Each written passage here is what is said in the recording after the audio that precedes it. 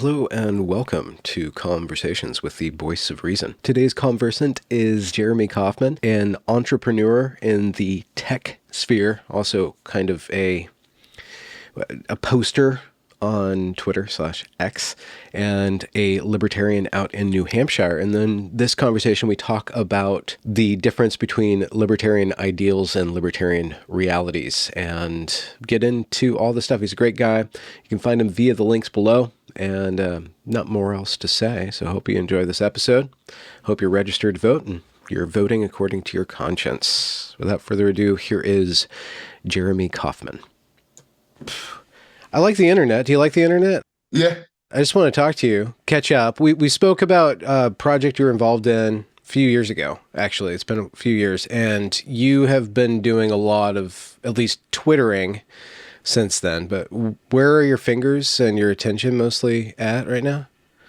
I am very involved in New Hampshire politics. Part of me wants to say I spend too much time on Twitter, but also I've made so many friends and relationships through Twitter, and now I get paid like minimum wage to tweet. So, when I combine those things, it feels justifiable. Yeah, no, absolutely. I have launched a new project tentatively called Aristolis.net, which is named after a crater on the moon. But there's not very much information on the website right now. It's a little bit cryptic. Okay, but what's the crater named after?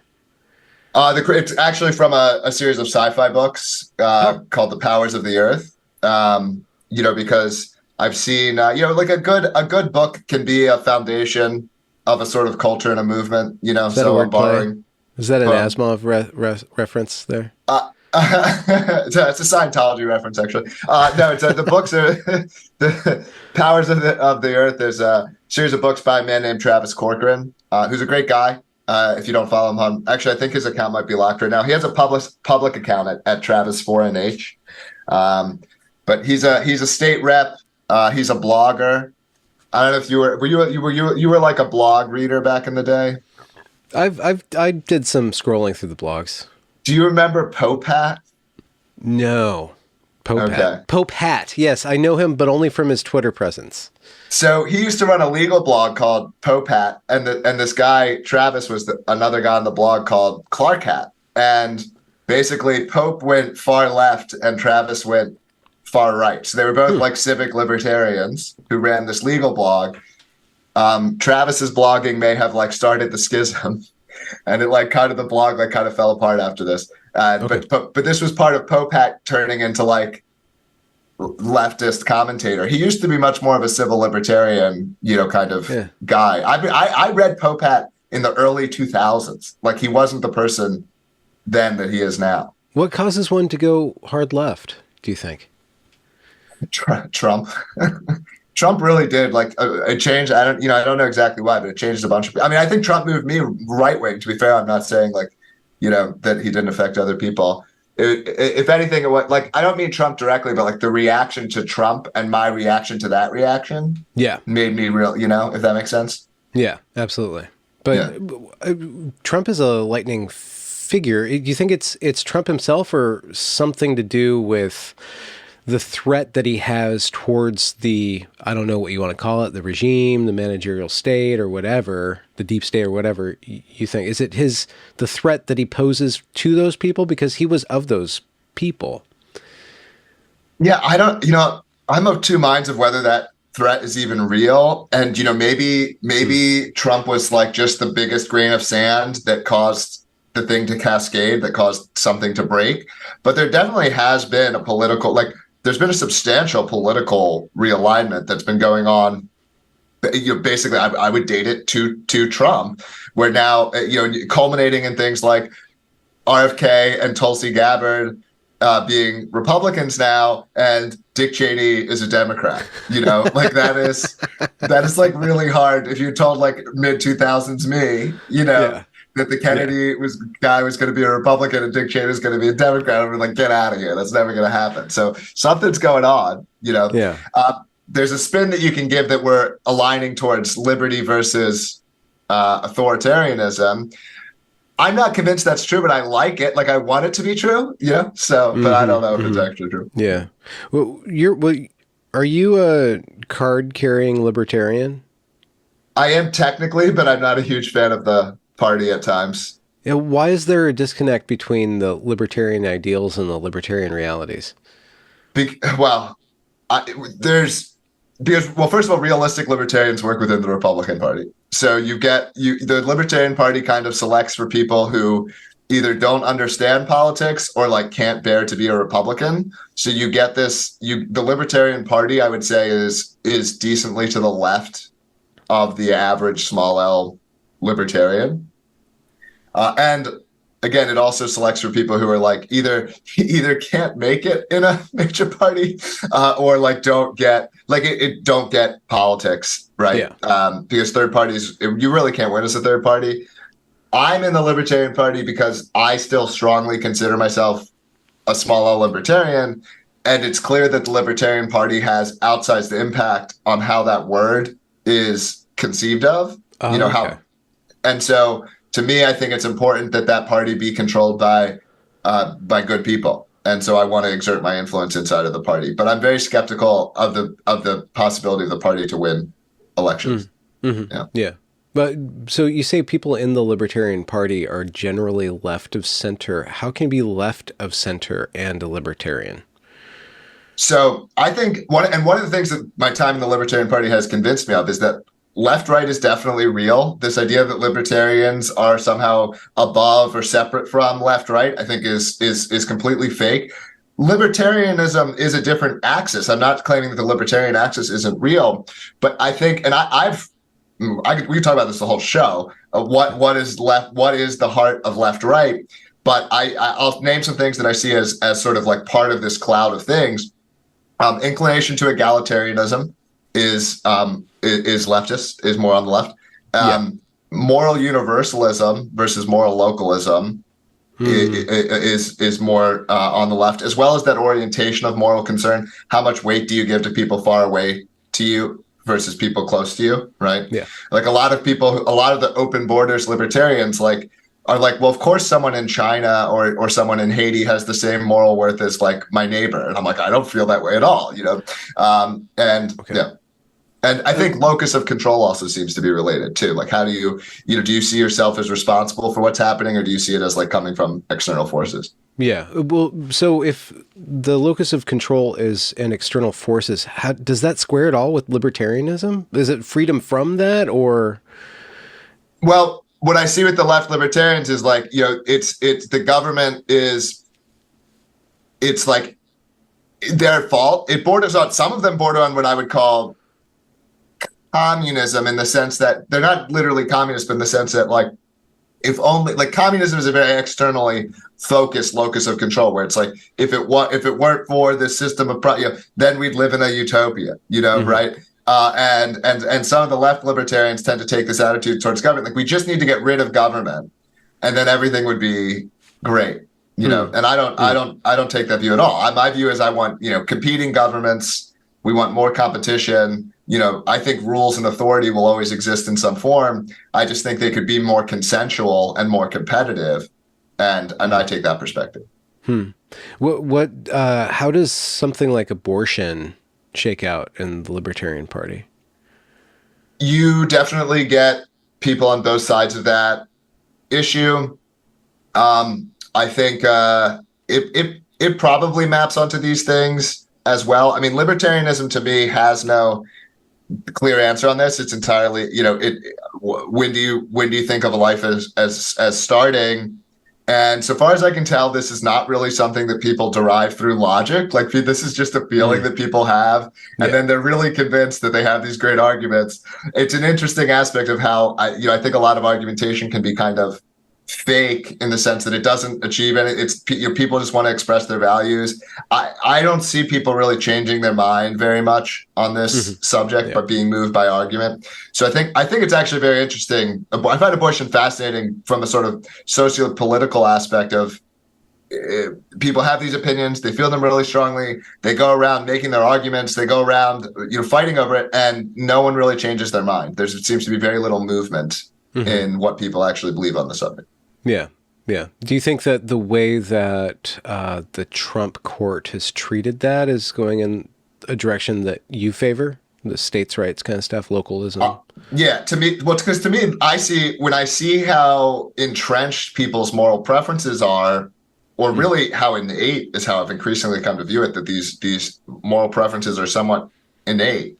They're either innate or they get fixed at a relatively young age. But either way, that puts us in a similar place politically. And so to me, the answer is localism. The answer is that we ideologically sort of sort ourselves out. And actually, I think this is what's coming for the world generally. I think social media has made it possible, not to change the subject too much, but I think social media has made it possible for us to form these tribes that are sort of unprecedented in both distance and scale, where we're forming these ideological tribes on the internet. And it's inevitable that these will map themselves onto physical reality, more and more. The project that I'm a part of in New Hampshire, the Free State Movement to concentrate libertarians in New Hampshire, I see as one small piece of this, of a much bigger pie. Mm-hmm. But this is what's happening. And so this is how we're able to exist in sort of different realities. And I think the best answer to this is for people to attempt to find spaces and communities that are more aligned with their reality. But I think that this is going to be the thing that shows that history is not over. Actually, I think this is going to be the biggest when we 100 years from now, 200 years from now, like humans will look back and like this will be the thing, because you can see it with Florida. Who's moving to Florida? Who's leaving Florida? And this is these trends. I see no reason for these to slow down, and I see a lot of reasons for them to accelerate. Mm-hmm. What do you think from the point of view of big government or the United States government as it is right now? And maybe it's illustrated in the reaction to Trump, or maybe not. But what do you think that their responsibility is to keep America homogenized? And is there a way for them or that system to transition? Or do you think it'll need to break apart? Well, if America is going to stay together, I think it would require a sort of return to federalism or some other mechanism that allows a de-escalation of these tensions that have been continuing to build. Yeah, I think it's plausible over a long, the way that America is continuing, it's building up unsustainable amounts of debt. It's showing no ability to rein in spending.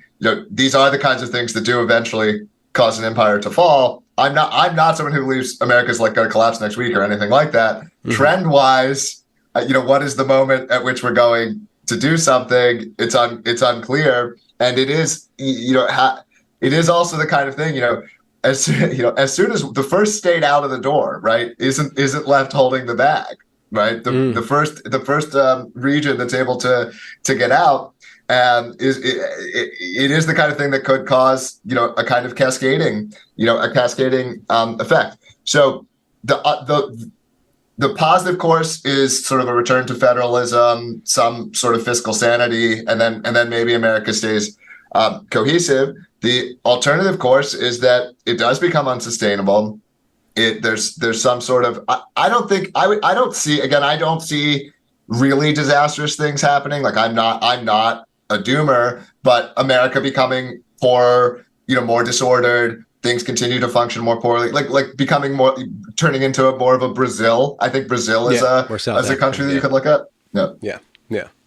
So, I mean, have you run the scenario of a state leaving or a region leaving, and how would they leave first, militarily or financially? Like they would start their own currency, and then they would have to back that currency up with something. Yeah, they could start their own bank. I mean, they could start a Bitcoin bank or any kind of bank, or a state could potentially do free banking. A state could say, hey, we have no banking policy at all, and I imagine that some people would still continue to use dollars or other instruments. I think it does depend on how it would happen and how adversarial the federal government would be. What's the political situation of the federal government? Do they need to make this, is it helpful for whoever's president to make the state an enemy?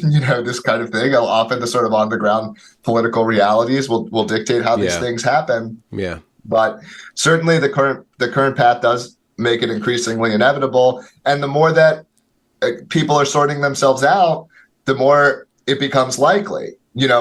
Right now, realistically, New Hampshire is only 5 to 10% libertarians, but what happens if we make it to 40% or 50% libertarians? What happens if Florida continues to pull in conservatives and liberals continue to leave? And what happens if Florida just becomes completely unaligned with the rest of America? I think I find Civil War type stuff to be relatively unlikely. I think that there would be not much of an appetite for I don't think there's an Americans appetite for real revolution in that sense. Yeah, well, in either direction. I mean, even if we imagine the state of Florida being like, they're on board politically inside of the state. So, they do a referendum, and 80% or 90% of Florida says we want to get out, right? I don't think the federal government is going to send in the troops. I don't think we would see that kind of, I wouldn't rule it out if I was in Florida and I was wargaming this. I would keep that on my chart of considerations. But realistically, the idea of American soldiers doing violence to other Americans, blowing up American cities, doing this kind of thing. Then they technically made that not as illegal as it was, right? They amended something. It didn't look like totally we're going to kill people, but it looked like, if there's things, the military can back up local police. But yeah, this is one of those things where I think the letter of the law is kind of secondary to the will of the people broadly, as well as the will of the direct political actors who are in the positions of decision making. What is their will? And so this is where it gets very complex, because this isn't around the corner, right? Need is not going to secede from the United States, nor is New Hampshire. I mean, and I would like Florida to secede. I would like New Hampshire. I want there to be more competition. I mean, this is what we need. We need more competition. We're seeing kind of the cracks in the liberal order, in my opinion, where and this would be an interesting thing to discuss. Because I would have hear about that. I've been exploring those. Yeah, I mean, I would have considered myself a liberal for a long time. There's a lot that I like about classical liberalism. One of the things that was a hard pill for me to swallow, but that I've fully swallowed by this point, is that a lot of people can't be liberals. Their constitution. Yeah, I was going to say that I'm constitutionally liberal, even though I'm kind of post-liberal in my thought increasingly. But I'm constitutionally, I'm never going to stop being of that. Yeah. So someone who actually does have the Constitution for true liberalism, not surprisingly, discovers the post-liberal ideas first, right? Because that's kind of what it means to be a true liberal, as you explore it, right? Right. I saw, because now that we even need to get into it on your show, but I touch on racial issues sometimes, and I saw a take that was all the people who do this are actually liberals because they're comfortable, they're comfortable defaulting from the status quo intellectually. Yeah. It's not actually the conservatives who are leading the charge here; it's liberals, right? Yeah. And I do have I do to some degree. I do not have the natural constitution of a conservative, although I consider myself firmly on the right. I do not have the natural constitution of a conservative, and so I think this is a real problem. I think whatever comes next has to think a lot more about the selection mechanism for people. The liberal order was very focused on we're going to write down the right rules, we're going to write down the right structure, and the Constitution was an attempt at this. And the Constitution was a beautiful document and a great idea, but it turns out if you give the wrong people, there's no set of words you can give the wrong people that's going to create good outcomes. And so people with different constitutions can take words that you as a liberal think you got perfect. How could anyone dispute what's interstate commerce? And it turns out people of a different constitution could just make those words mean whatever you want them to mean. So this is, I think, one of the biggest problems. Basically, the biodiversity, human differences, recognizing that people aren't the same, and possibly, while if liberalism is to work, we need to think much more carefully about who gets to be a part of our society, who gets to have a say in our society. Well, I mean, saying that flies in the face of the late stage liberalism, where there is no who, there's no particular who. Everybody's just a rational agent. So it seems like that's one of those post-liberal ideas. It's like, we assume this stuff, but it doesn't actually work in practice. So how does liberalism select? How does liberalism detach from inclusivity, diversity? Exactly. Yeah, entirely. This is, and so this is the probably the primary problem. There's a secondary problem that's kind of interested me, which is how do you this, it's related to this desire to create clear rules. I call it like the public park problem, which is you don't want certain types of vagrancy or certain types of behavior in your park. So you say you can't drink in the park. There's no alcohol allowed in the park. But the result of this kind of rule is decent people who just want to have a bottle of wine at their picnic can't have the bottle of wine at their picnic, but the bum is still drinking, out of a paper bag and still causing a problem. And so, culture is this layer that's underneath the rules. The rules are actually a failure mode of culture. And if culture is far enough apart, then there's not really a set of rules that contains it. And so it's shockingly hard to write a set of rules for a public park. So actually a public park probably can't be managed via rule of law type system. You actually need, this might sound weird coming from a libertarian, but at least in my neighborhood, in the park, I want police to have more discretion, not less discretion. I want them to have more discretion. Yeah. Right. I want to grant agents the ability to have significant discretion in how they enforce park rules. I'm still a libertarian. We can have them be auditable. We can make them have video cameras. We can track their decision making and ensure that they're abiding the community standards. Oh, this sounds like China, man. Well, no, we don't have to do things exactly the way that China did. I'm for a looser. I'm not for a highly authoritarian rule set. I'm for a looser rule set. But it's clear, in just about every American city that you go to, a very small percentage of people are able to do a substantial amount of damage. Well, and the other way around, the very small percentage of people are making the most of the wealth of the community too.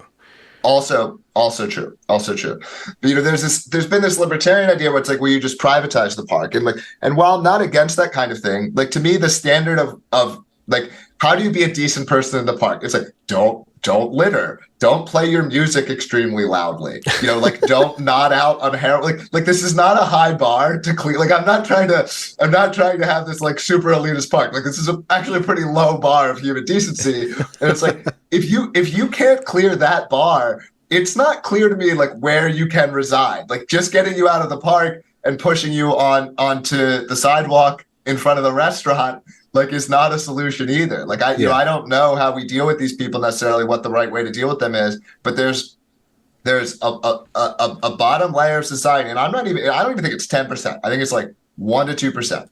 And I'm not trying to go full fascist against these people. Maybe we give them a reserve. Maybe we give them a reserve of some kind. I'm for them having the best life that they can. A camp, but more Disneyland than Auschwitz. Is that what you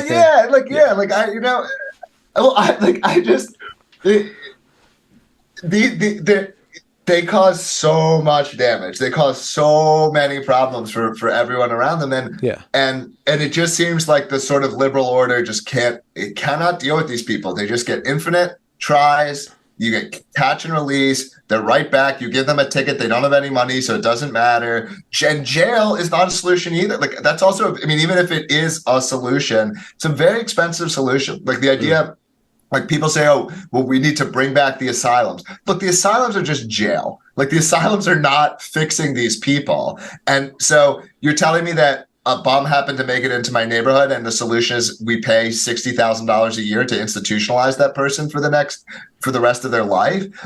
That doesn't seem like a great solution either, So I don't know what the right solution is. I'm interested in exploring them, but this to me seems like one of the sort of holes in liberalism. Well, one idea of liberalism is self-selection. You choose what community you attach yourself to. There's this really great book by Neil Stephenson called Diamond Age, which kind of explores all these overlapping. They're all in the same. Think it takes place in Hong Kong or China somewhere, but there's all these interlocking, or overlapping communities that are very tightly policed in and of themselves, but they're all somehow jammed together. And there's this kind of, there's this thoroughfare where they kind of interact and stuff, but you don't mess with them. And yes. the higher the society, the tighter the security or barrier for entry. And yes, I mean, a lot of literature touches a lot of sci-fi literature touches on this stuff. Libertarian ideas. I mean, this is Nozick's Man, Anarchy, Utopian State, or whatever the name of that book is. Nozick talks about these kinds of ideas. So does David Friedman, and sort of capitalism and freedom. This idea of these kinds of differing localized. But there has to be within liberalism. There has to be authoritarianism. There has to be somebody who makes a decision, or people make a decision that we are not going to abide by these behaviors in order to be a part of our own group. Yeah. Yes, absolutely. I mean, look. A restaurant is authoritarian, right? I don't have any say in the design of the restaurant, in how the restaurant functions. I walk into the restaurant. The owner of the restaurant has complete authority over the restaurant. Like, it's a great relationship. He treats me very well because I'm his customer and I don't have to be there. And so, authority, the idea that authority corrupts, I think is true. I think that is true. But in order for feedback. Yeah.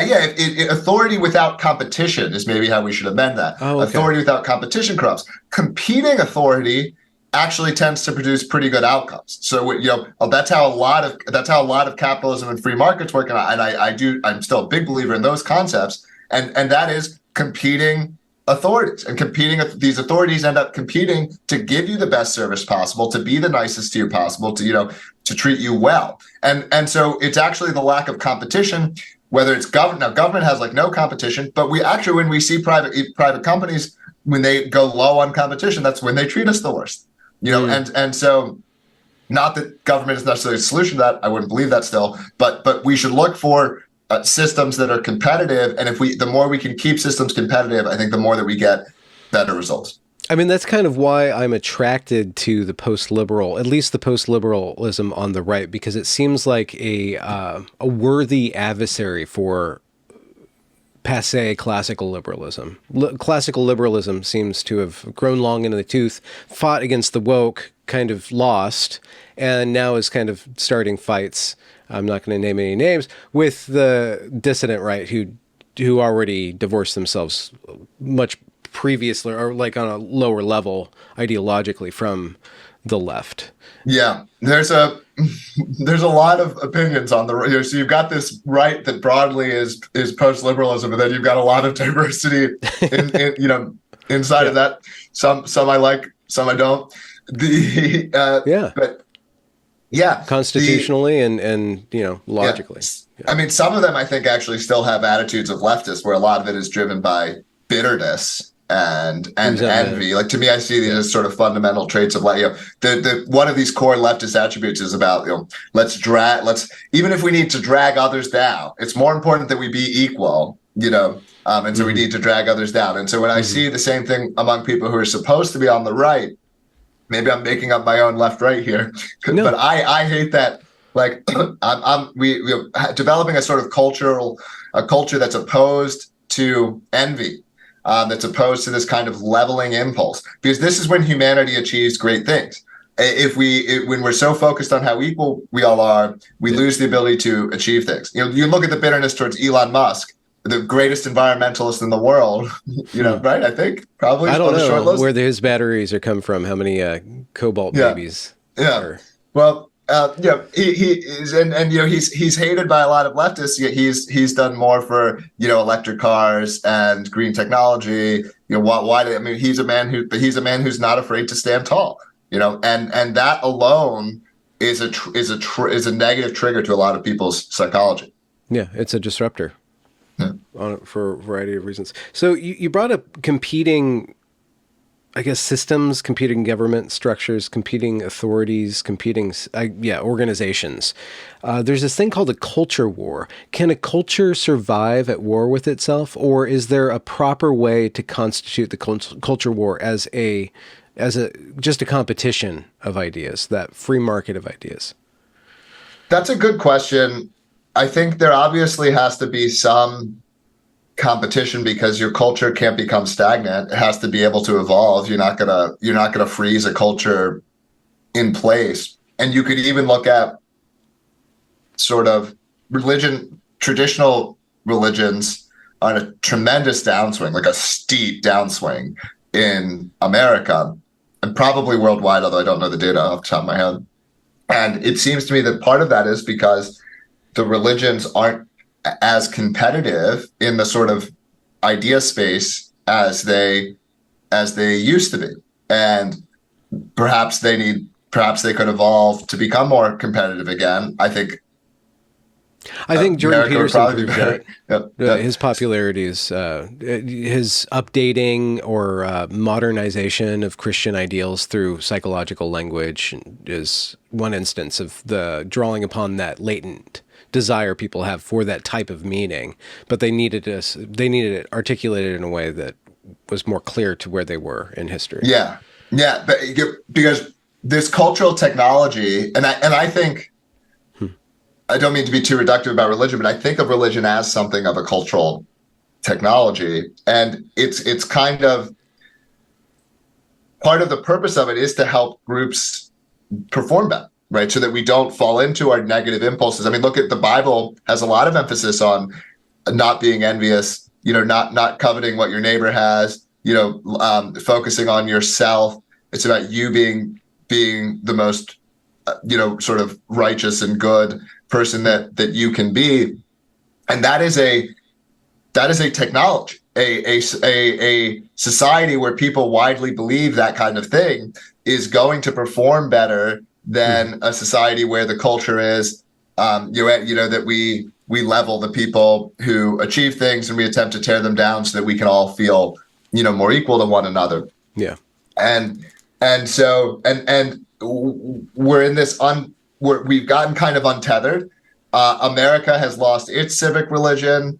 The traditional religions are failing, and what I see coming in to replace them is only making things worse. Right. Such as what? And so, what? Such as what? Mostly, I mean, you could look at the woke stuff as an example. Like, I mean, that is a set of that's a set of memes that has a defense against other memes. That's like self-reinforcing against itself. It has, it has some of the, what's a religion? It has some of the attributes of a religion. Like it's in some ways, it's a religion that's been able to circumvent the First Amendment. And so, now it's able to compete for the government. And this is why, the embassies, they did finally stop doing this, but, the embassies were flying the gay flag. And they couldn't fly the Christian flag. They could fly the gay pride flag, Why were they doing that? To exert, because that's their sacrament. That's one of their symbols. Yeah. Of this sort of new religion. Yeah. And it's disturbing, but it's also cringe. It's just such a weird phenomena. The last not to them though. Not to them. To them that they feel. I imagine like similar to the way that like a devout Christian feels with their equivalent symbology. Yeah. And so, I think, and maybe this is, I don't know if we would consider this a failure of liberalism, but this idea that it can be decoupled from culture, I think is also false. Your culture can't be stagnant either. So this is all really complex. I don't know what the answers to this are, but your culture is a huge part of the fabric of your society. Your culture sets all these expectations around behavior that exists below the level of the law, and it's clearly highly relevant to the places that we live and how we thrive. So, and this is also part of the problem. We need better culture. Yeah. What is you said you dip into the race conversation every once in a while. What's your thoughts on America's future as a multicultural, multi-ethnic, and multi I don't want to say racial because that's so loaded, but it is kind of true. Biodiverse. Yeah. So, yeah, I'm a believer that you judge individuals as individuals and groups as groups, right? So there is no need to reach So any. you're okay with judging groups? I think you have to be. You can't like once you, if I'm judging, like I'm sure there are good people in Haiti. I'm sure there are some. If I have to decide how much, whether I'm allowing immigration from Haiti, I either need a very strong selection mechanism to find the good people, or I'm getting, an average Haitian. And an average Haitian, even an average Haitian, I do not think is compatible with America. I think an average Haitian would make America worse. And I think if you took 100,000 Haitians and put them in a city of 100,000 people, you have like destroyed that city, an American city, approximately as permanently or more permanently than if you dropped the atomic bomb on it. Like you have changed that place permanently, forever, or for a very long time, and so I think this is how we have to judge things. Again, not all Haitians. I actually have a Haitian friend, and he agrees with me on this. Yeah. So it's because he's an intelligent man, and he gets it. He left Haiti to get away from Haitians. I guess that it's so weird in left circles and left governments. There's this thing called a land acknowledgement, and when that whole Ohio city, I can't remember the name of it, was Springfield came into the news. Of course, I should totally remember. Perfect American city name. I just imagine 5 years from now, they're doing a land acknowledgement that this is the unceded territory of MAGA Republicans, but they were literally like these people. What's your take on that? Why would the government do that to its own people? Well, take foreigners and put them there. I mean, how nefarious do you allow yourself to get in? This is intention. It's. I will admit that I've often found it to be in my interests to be more nefarious than I think like reality may be. In the sense that all our psychology can't handle the complexity of the world. All of our psychology came to be living in like much smaller groups where like anything that happened was actually done by a person. Right. Yeah. And so this is why conspiracy theories like fit our psychology so well. We're like, oh, it's just like those 5 dudes did it, because it's an act of God. Yeah, we don't have an act of God because everything is tiered into human beings. Well, what's scary is I think we've been able to create these systems that are like self-reinforcing value structures that are like nearly headless at times, and so. Some of this is people responding to local incentives. Some of this is people being true believers. I expect some of it is a little bit calculated. Like, I don't have a good explanation. There's some good data. There's like 5 good data accounts on X, and I have this bad habit of not being able to keep track like of which one of them shared which is which, yeah, like one of the good data accounts posted it, and there's only like 5 of them, but I can never remember which one did it. So I'm sorry. I actually was trying to give one of them credit on a show the other day and got it completely wrong. So I'm just not going to say which one it was. But they had some good data about so much of the immigration has like gone to swing states, and it doesn't appear to have been equally distributed. And so, when I see data like that, it certainly makes me go like, that's a little suspicious. But if you look at another side of it, like a bunch of the charities that are involved in it are Christian charities, right? People like to blame the Jews. I'm sure the Jews played their role, but it's a bunch of Christian charities as well who are doing a bunch Jewish of this work. NGOs and Christian charities. I'm sure. That's how it shakes out. And so I assume that those are true believers. I assume, right? Because I've obviously from the way I'm talking, I'm not a practicing Christian. Your audience has probably picked up on that from the way that I've been speaking. I've talked to very sincere, devout Christians, really good people who I have a lot of respect for, and they are basically sincere blank slatists or something pretty close to it. That it's the dignity of every individual. If any individual sort of finds Christ, they can achieve almost anything. And so it's they would say Haitians haven't found because they don't have the right relationship with Jesus. This is actually why Haiti is the way that it is, and it has nothing to do with the people. And these are good people I like who would express these beliefs. So maybe more moral people. It's than a very I am. virtuous point of view to extend that dignity to all human beings, to all life, in fact. And that's kind of the core of the Christian message. But there are arguments that Christ wasn't talking about ignoring reality, and the time that Christ was in, everybody was divided. There was tribes all over the place. Even the Jews had all these different,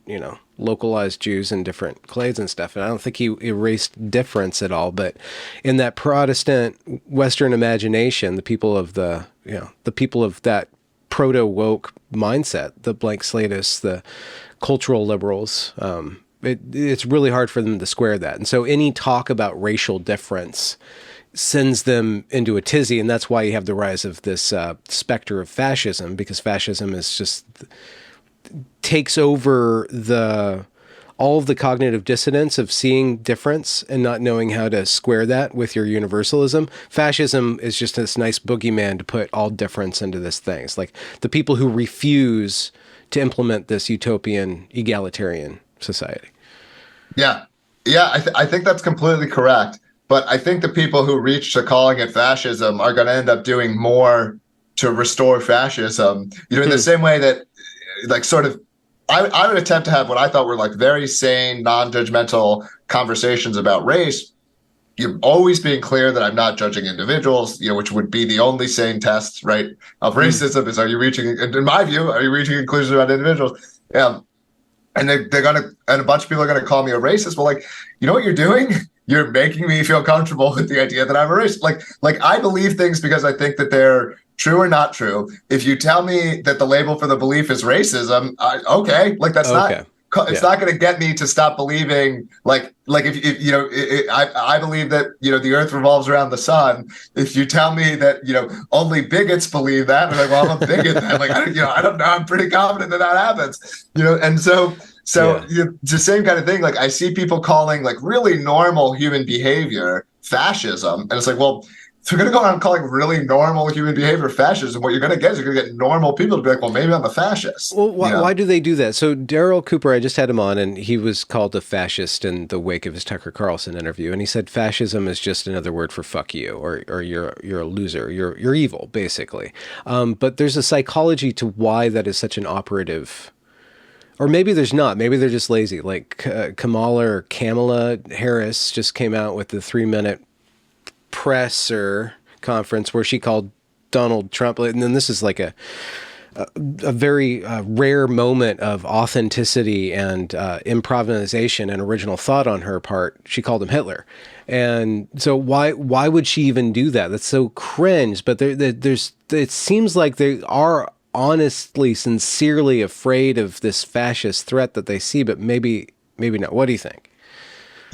It may, if you're farther to the left, if on what is on the other side of egalitarianism? Is it just hierarchy, or maybe I think they often use the word fascism to mean people to the right of them on the egalitarian scale or the universalist scale, not that those are the same scale. Mm-hmm. And that does make some sense, because fascism, as I would think about it, as sort of the proper use of the term, similar to racism, would be something like a sort of authoritarian focus on conformity, right? And there is a sense in which not wanting the drug addict in the park is more fascist than allowing the drug, to me, that's not over the line into full fascism, because I'm fine with quite a variety of dynamic human behaviors existing in that park.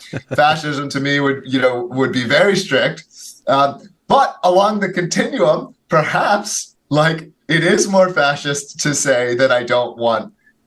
Because I'm excluding someone, and so if someone else's perspective is literally no one should be excluded, I am demanding more conformity than the person who says literally everything should be tolerated. And so there is I do this from the other side. I call people socialists who most people would not consider socialists, because where I am on that scale, well, they're more socialist than I am. Yeah, the You know, collectivists.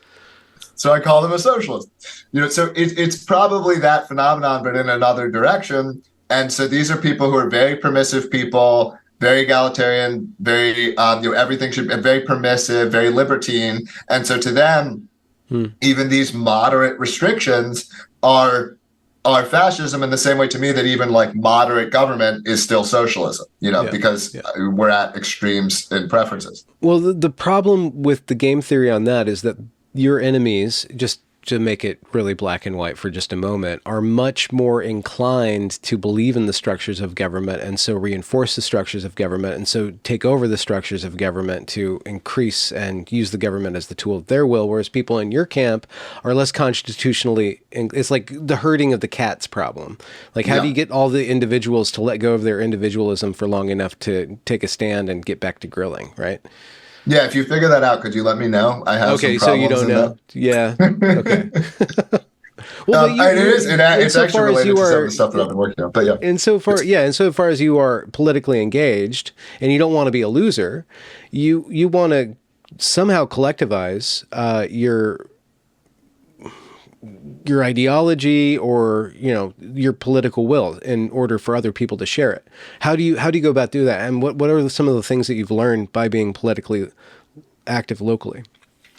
Yeah, well, my project, one of my biggest focuses has just been to recruit more people who share my value structure to come into New Hampshire and get involved individually.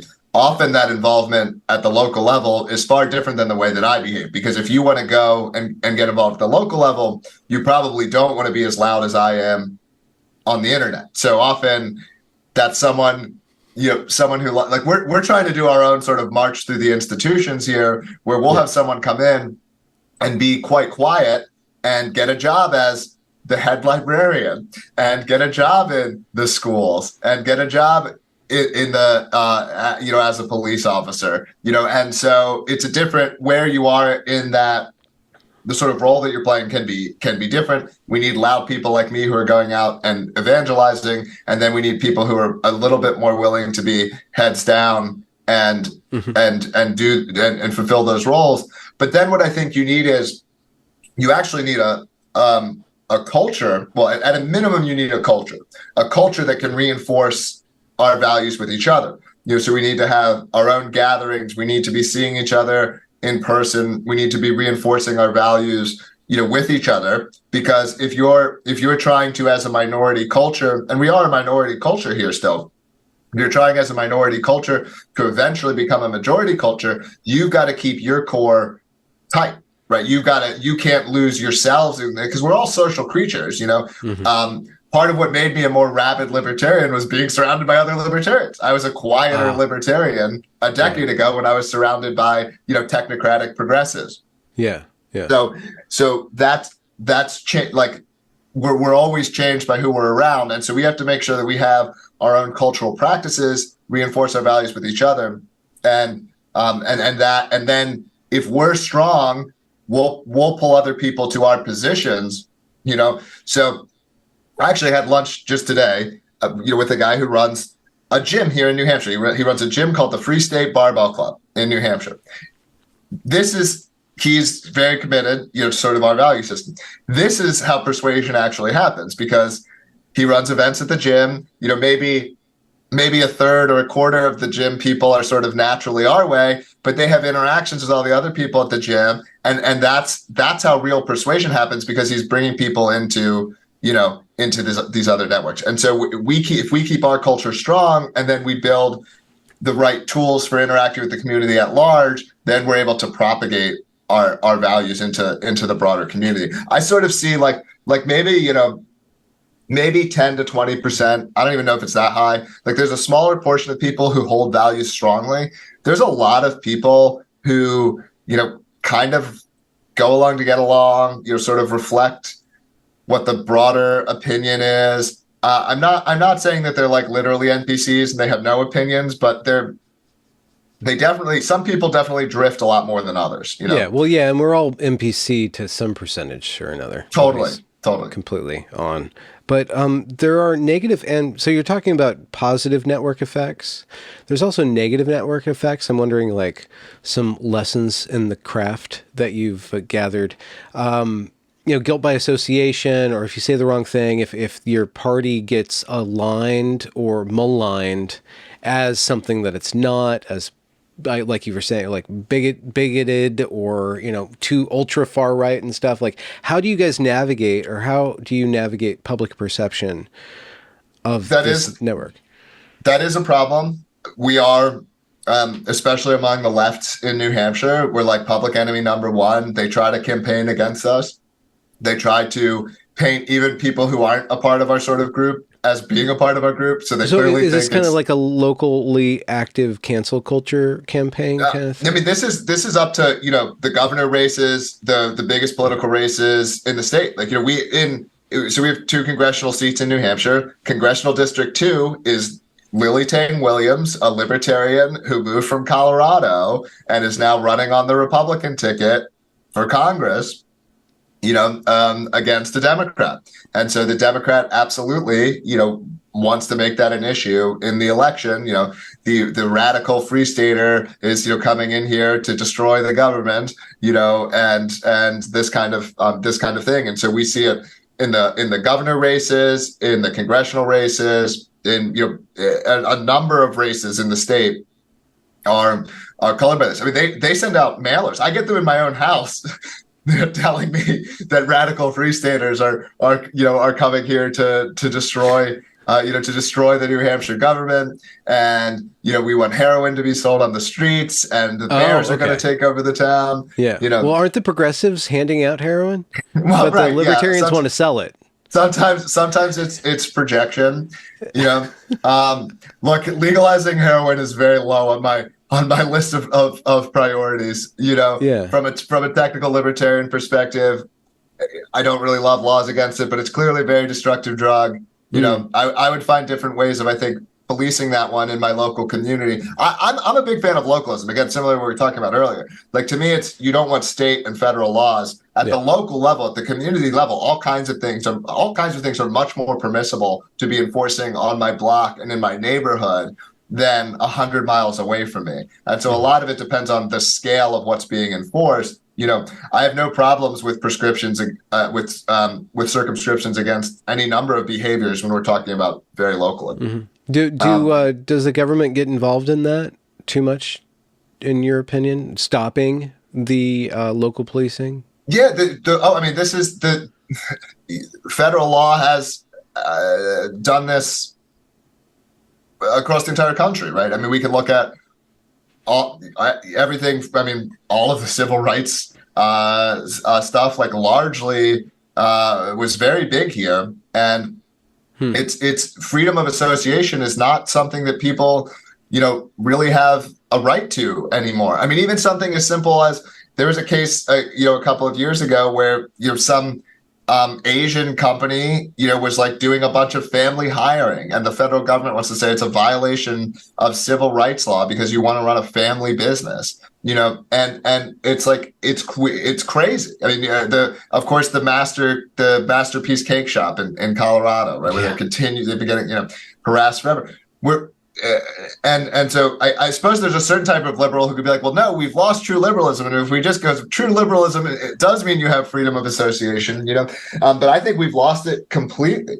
And if anything, we have forced association, right? So I'm forced to associate, with the bums in the park, or I'm forced to I'm forced to have a school that is, perfectly, all the ethnicities have to be, perfect. And if the ethnicity deviates in outcomes a little bit, then you're racist and you've broken the law, Yeah. Not to mention the girls' sports issue too.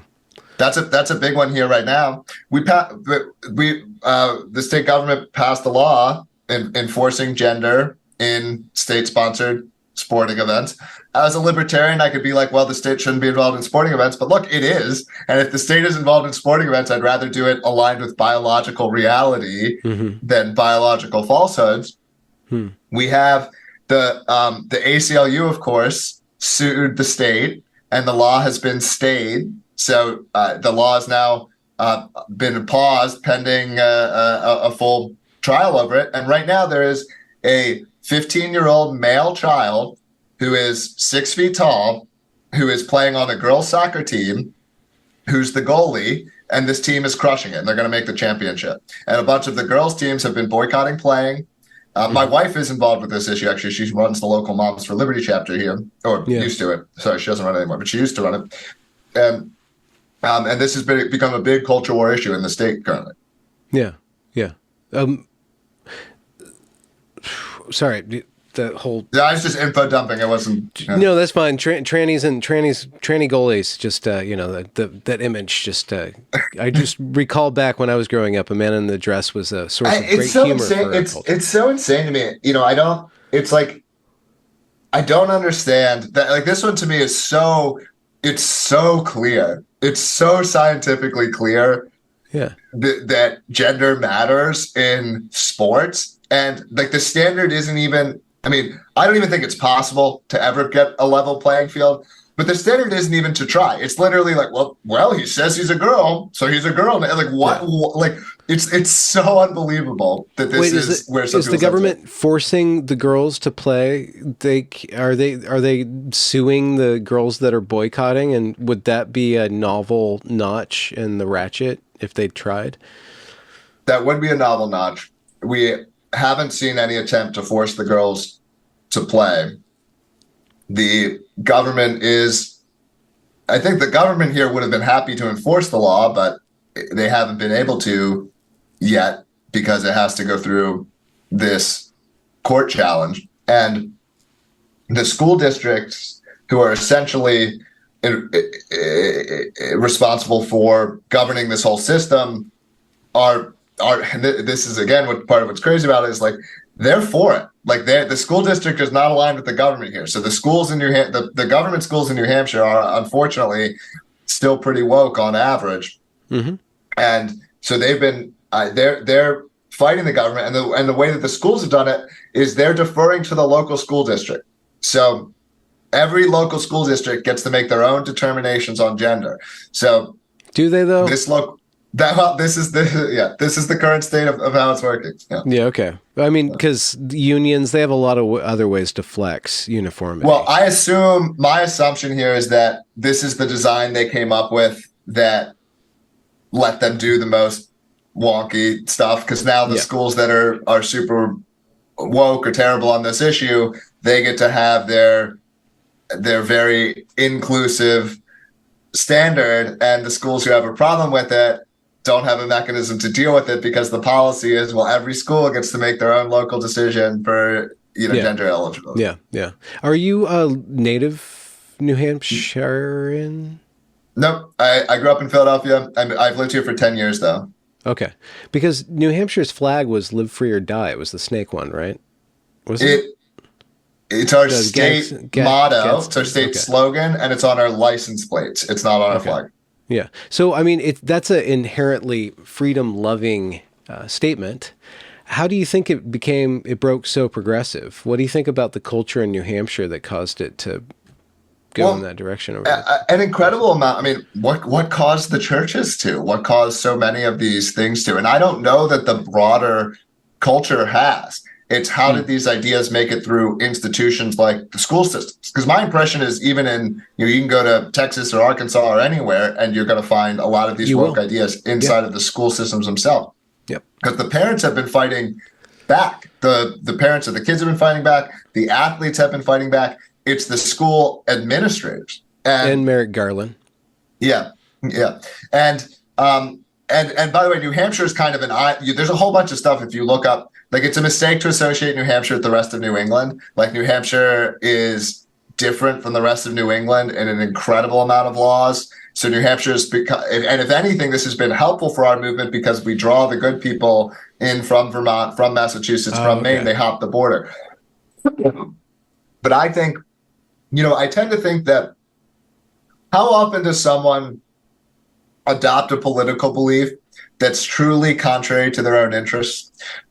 Like, pretty much everyone is like, well, it'd be better for everyone if we followed this political order, and also I would do better in it, is kind of the way that people tend to adopt their ideas. Mm-hmm. And, school district administrators are probably people of like lower than average ability. That's why they ended up as school district administrators. Mm-hmm. And so like they're probably especially prone to believing in these ideas of sort of woke equality. So they're probably especially primed to want them to be they true. could just be especially primed to conformity, and that is the prevailing ideology. So if you can enforce another ideology or force through another ideology, wouldn't they kind of conform to? Yeah, it's a bit of a chicken and an egg question at that point, though, because conformity alone can't get you to mass conformity. Like it had to start somewhere. Yeah. Yeah. Well, I mean, that's why the threat of fascism taking over is so laughable, because it would have to do a long, long, long march to take over anything other than some internet forums. And maybe it's grown beyond the internet forums.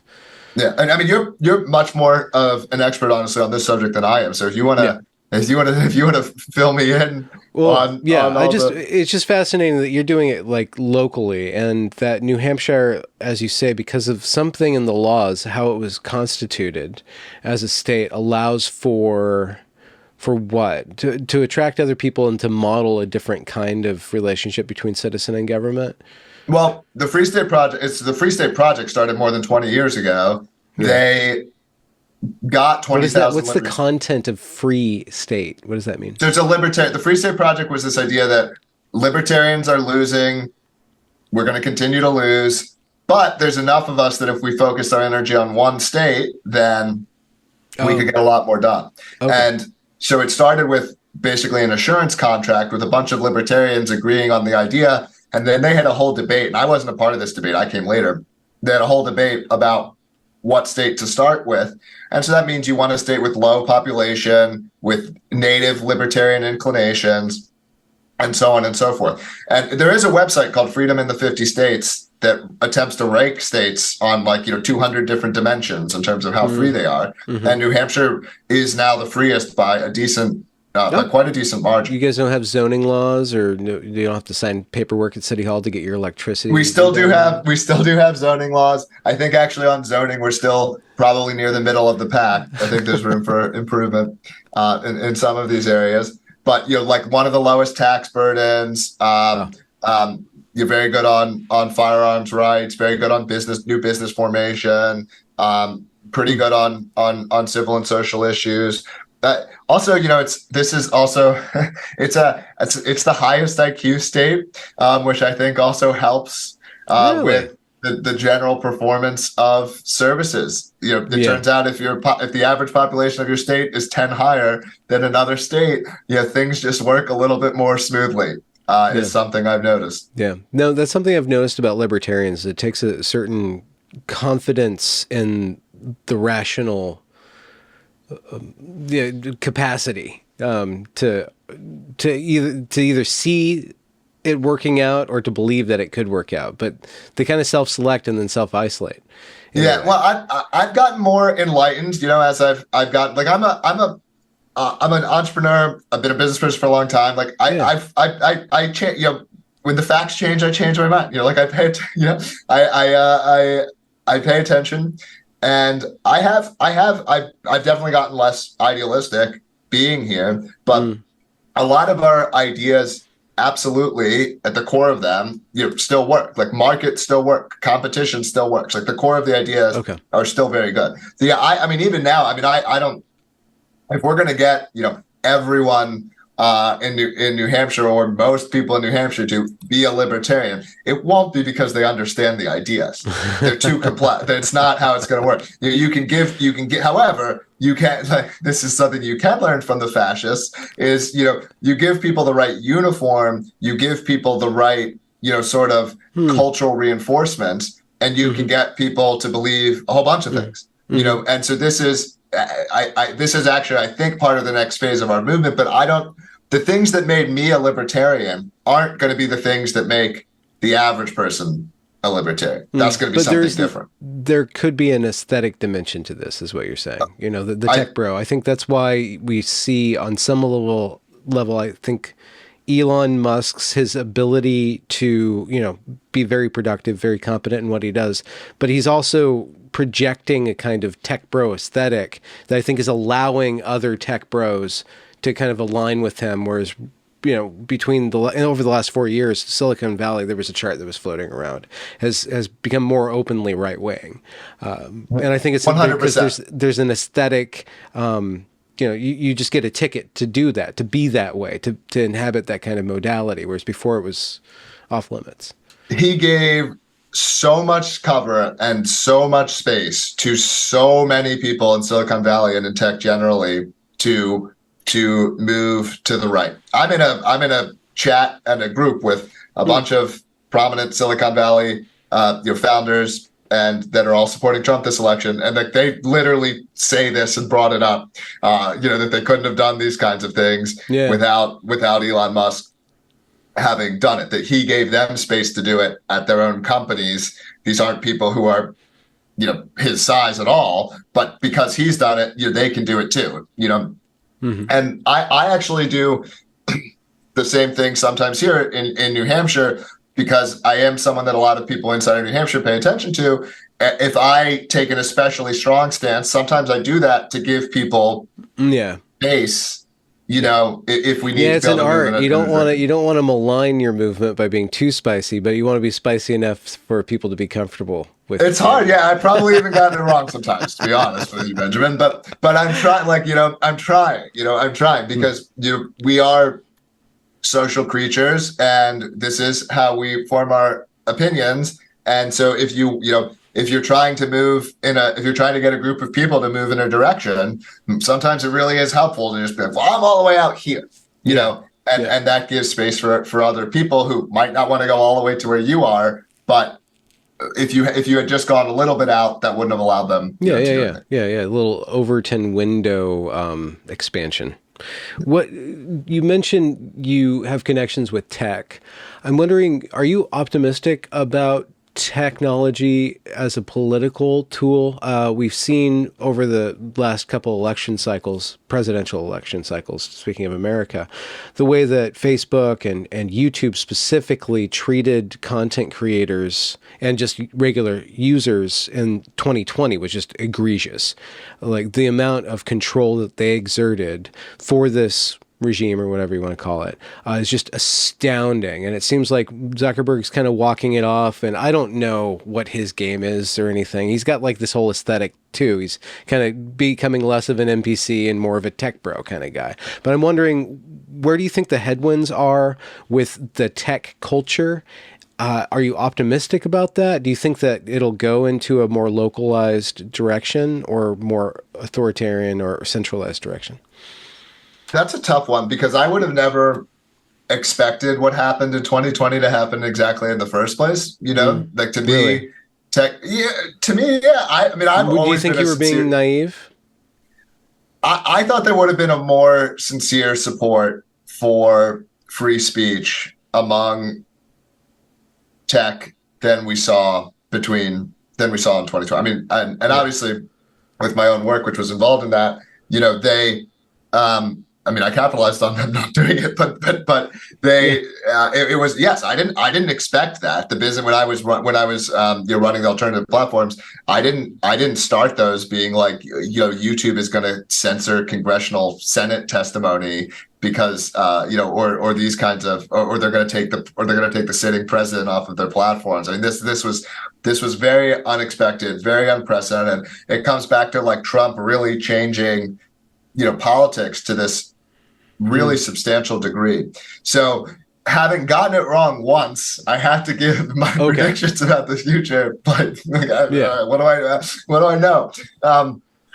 But it's the current. I agree with you about the current trends. Like tech does seem like it's getting better. To me, tech is about.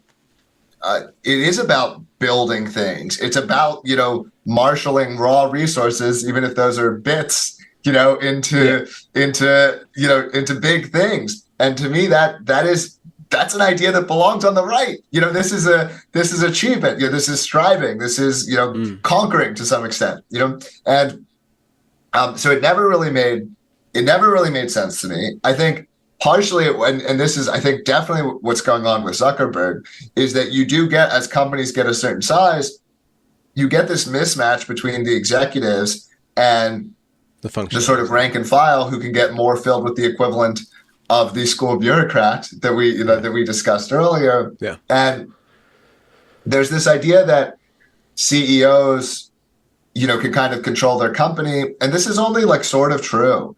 If 80 to 90% of your employees, are one way politically, it's actually really hard as a CEO to just do that. I think in the case of Zuckerberg specifically, I'm not going to excuse him because I think he did some terrible acts of censorship, including against my own friends, people who I consider friends, and inexcusable stuff.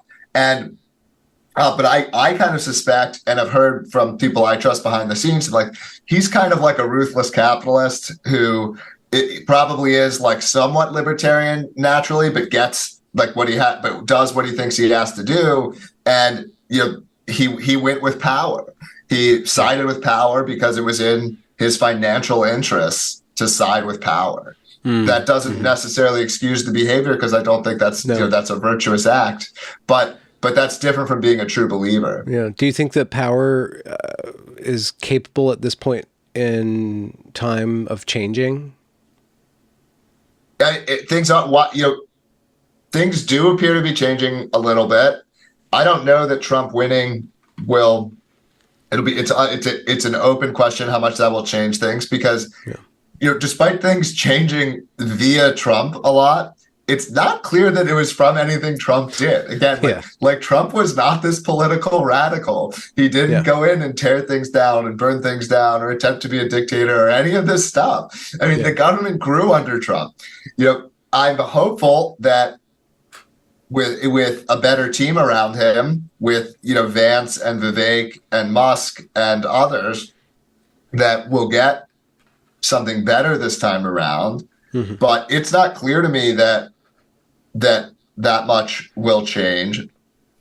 Even the woke stuff, I think, is reflective of a deeper seated kind of impulses. Like the woke stuff comes from these egalitarian impulses, these leveling impulses, and the woke tool set is a tool set that lets people achieve that. If you take away that tool set because we figured it out, like they're still going to look for another tool set. Like the game doesn't end. It just continues.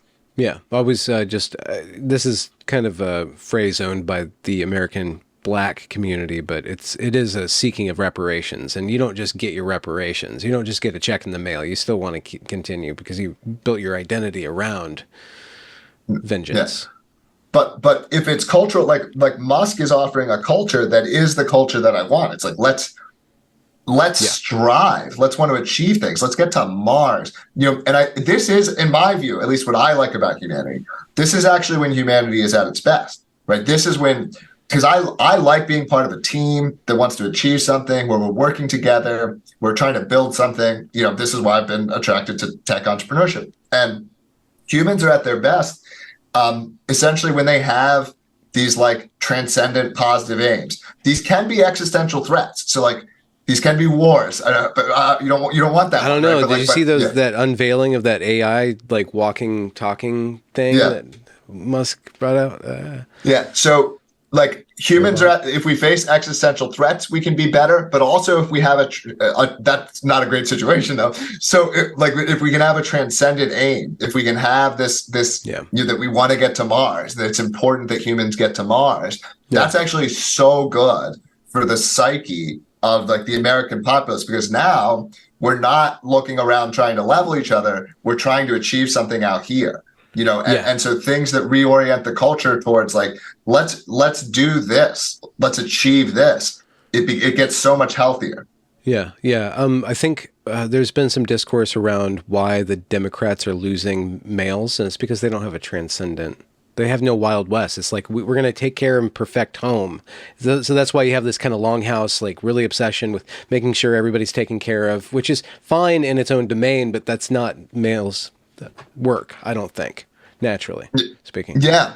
Well, I think it depends on the male. There's been some good posting on X recently around like hunter-gatherer versus farmer type Agrarian. psychology and sociology, Yeah. which is a decent way of framing it, perhaps. Like there's a lot of people's impulses, like the hunter-gatherer impulse is that there are resources to distribute fairly, right? And if you're in the hunter-gatherer impulse, then you just look at the things that other people have built as, a Trees, pile of food, to pick up and distribute.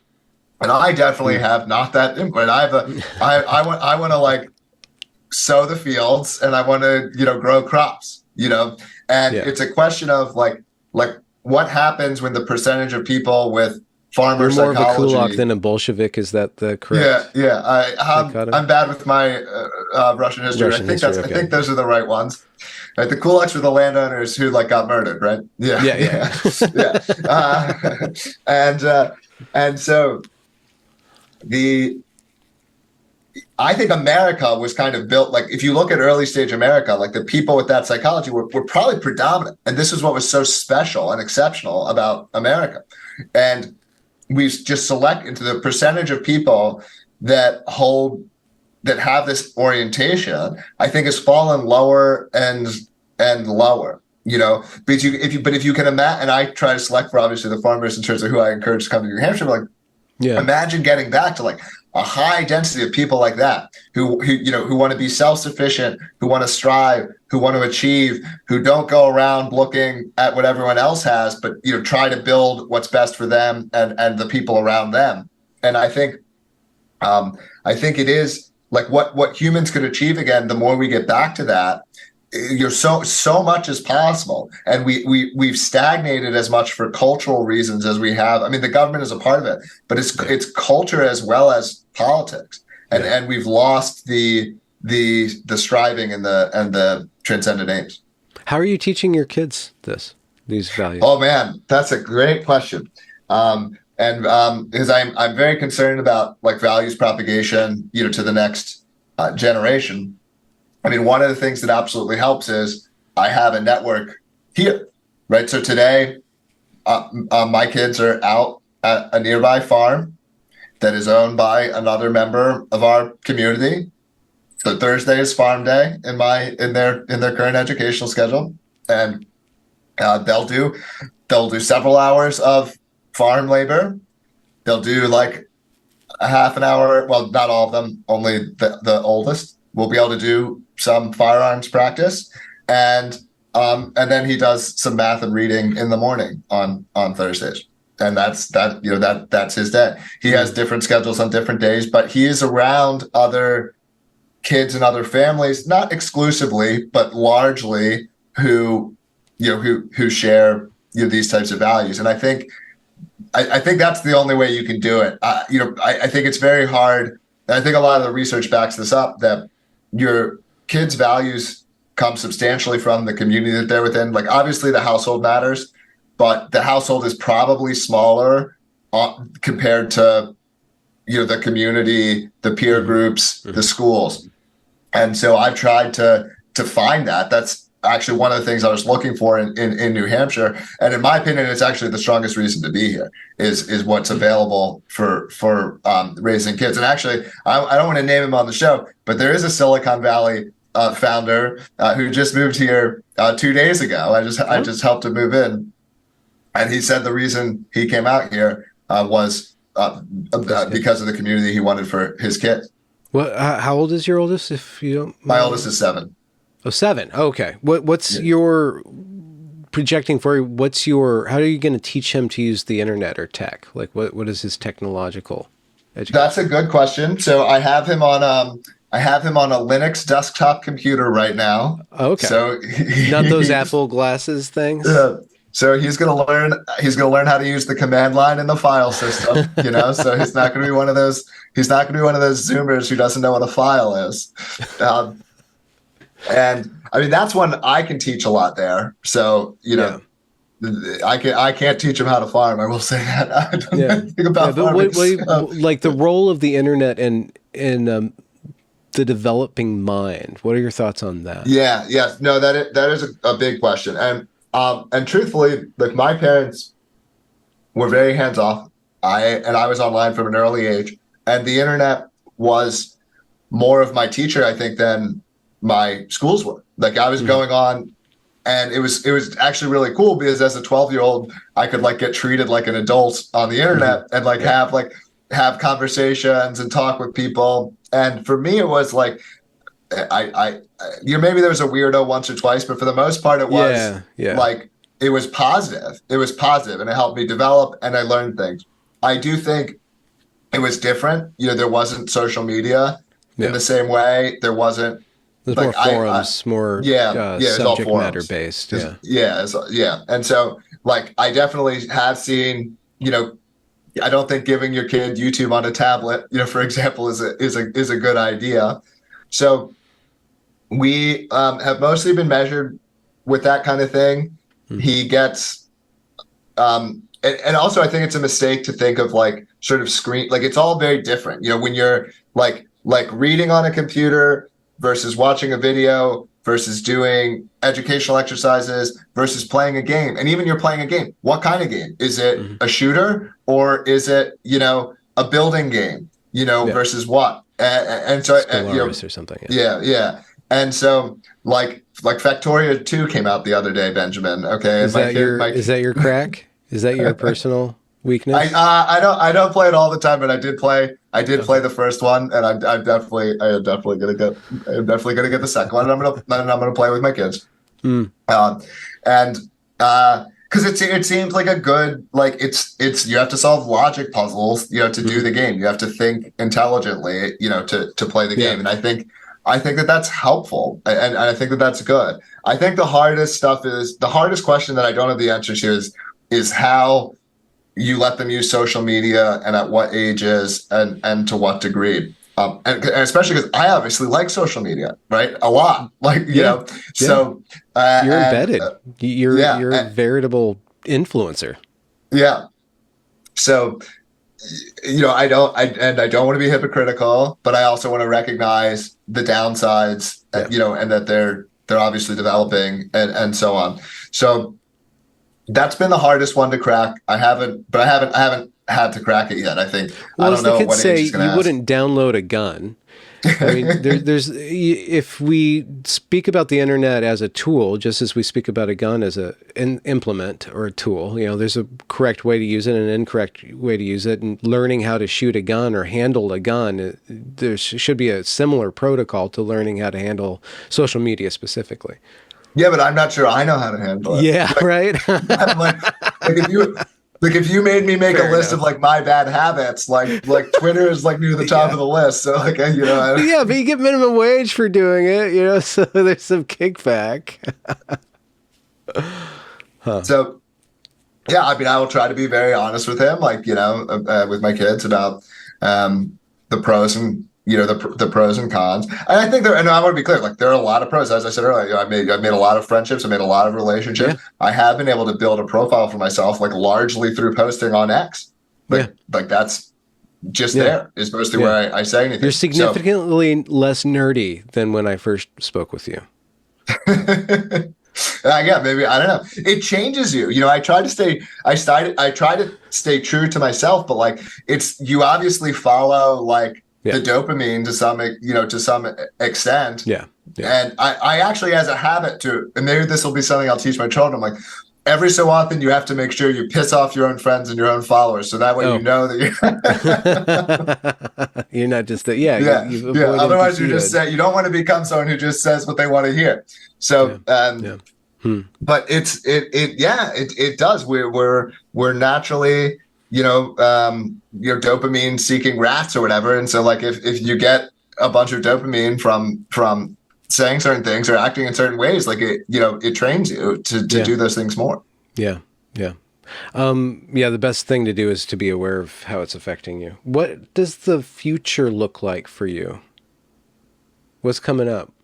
I'm working on this new project called Aristoteles.net. It is very related to sort of the problems or the cracks in liberalism. It's also in the first iteration, it's going to be mostly New Hampshire focused, but I expect it will grow beyond that.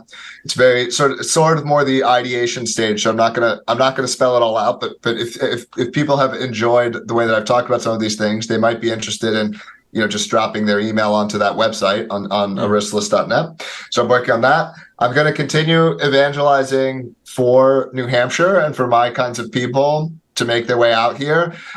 Just come for a vacation is also one of my tips in that regard. Just come for a visit. Come out to Pork Fest. We have and you don't even have to be all the way to libertarian. If you like, you're anti-woke, you're pro-achievement, you're on the right, like you're most of the way, there. Yeah. You like free markets. Is PORC, is PORC, is that an acronym? Never asked anybody what it is. Or it's is it porcupine. It's short for porcupine. So that's okay, because you guys are all bristly and... Yeah, well, the idea is, we're peaceful, but we're dangerous if you mess with us. I think libertarians have adopted the porcupine. Yeah. So that's a great time. That's like a libertarian camping festival, although there's hotels and stuff too. It's like 2,500 people, wow. all in an area, and free market activities. So it's like basically like it's a really interesting festival because like normally you have to like pay to be a sponsor and you have to pay to be a vendor. The way that PorcFest works is anyone can vend, anyone can sell anything. You'll see kids walking by with a wheelbarrow full of beer, trying to sell you a beer, food, all kinds of things like this. You give your kids a free range bracelet, which means they're allowed to be free range with the phone number on it. And the kids go absolutely crazy. They're able to ride their bikes, a mile away or half a mile away from the campground in a safe, environment because people there are allies. My 5-year-old took apart a motorcycle engine last PorcFest with a bunch of other kids, and then they had to put it back together. So you can't. I don't think you can engineer high trust, but I think you can. You can't engineer it like socially engineer it, but you can attract and foster people who are willing to participate in it. Yes, and that's definitely the goal. And so, I mean, I'm very focused on my kids, for sure. Like they're the next generation, and so I've got 1 to 2 ventures left in me. So I'm not tapping out yet. But yeah, Aristless, New Hampshire, and my kids. I'd say that's where my focus is. So Aristless is just an incubation stage. It's an incubation stage. It's trying to solve some of these. It's trying to solve some problems that we're facing both in New Hampshire, but that also apply to things outside of New Hampshire. Okay. Favorite author for this recent period of time? Who have I been? Somebody just light your neurons on fire. I've been reading these sci-fi books by Werner Vinge, I think is his name, or Werner Vinge. I've been enjoying those. I'll also shout out my good friend Travis Corcoran, who also is the basis of the name for Aristless, who has these sci-fi books called The Powers of the Earth, that are also very good. I'll check those out for sure. I'm only a little bit way through. I've been reading this. This is my nonfiction read currently. The 4 Steps of what? Epiphany? 4 Steps to the Epiphany. But this is an old book. I just never read it.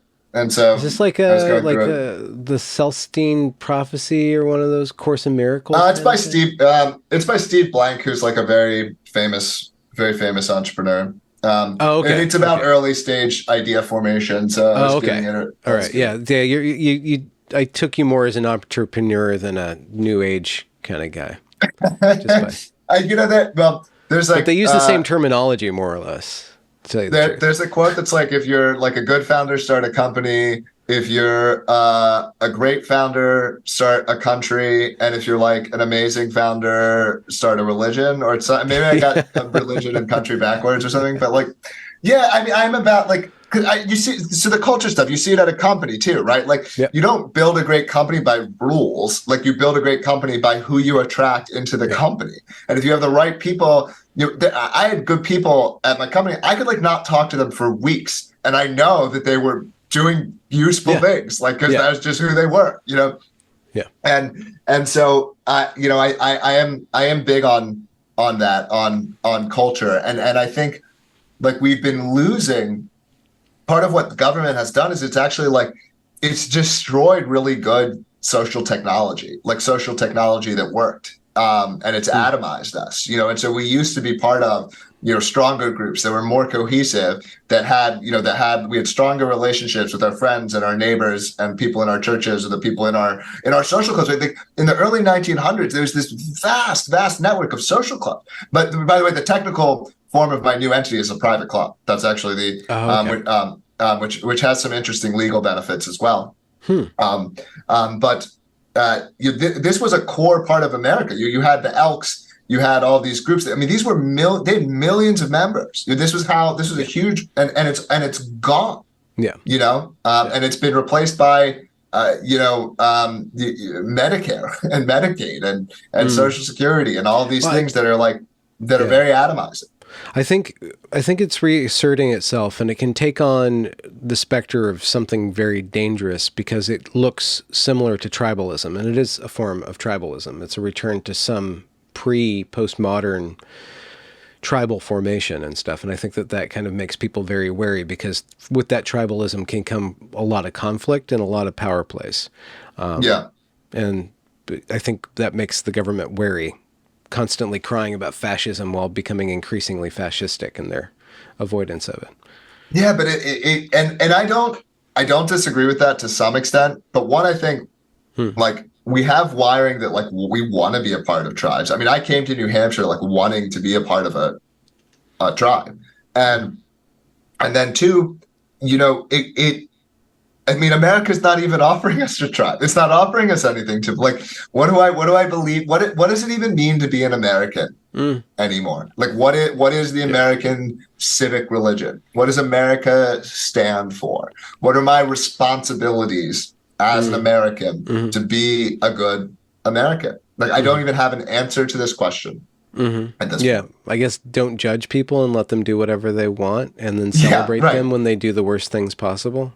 Yeah, it's become this, like, floated to this, like, in order to get rid of tribalism, in order to get rid of judgment, we've become this society that just, like, permits the lowest common denominator behavior, that says everything is permissible, don't judge anyone, you know, everything is allowed, you know, and it's funny to hear this complaint coming from a libertarian, because I actually am, like, a pretty permissive person, but it's but I think it's really crazy, and I don't think it's going to work. Right? Like, it's not working. Right? Like, America has not become better, you know, over the last 30 or 40 or 50 years. Entrepreneurs have made improvements, but American culture, like, I'm not saying I would go back in time. I'm very appreciative of technology. I'm glad that we can have this conversation and so on. But the American culture just seems worse. It seems worse than it's ever been. It feels like we're driving, like, off the edge of a cliff, and, like, there's no one in the driver's seat, and there's no ability to even change the direction of the car. Is kind of how it feels like.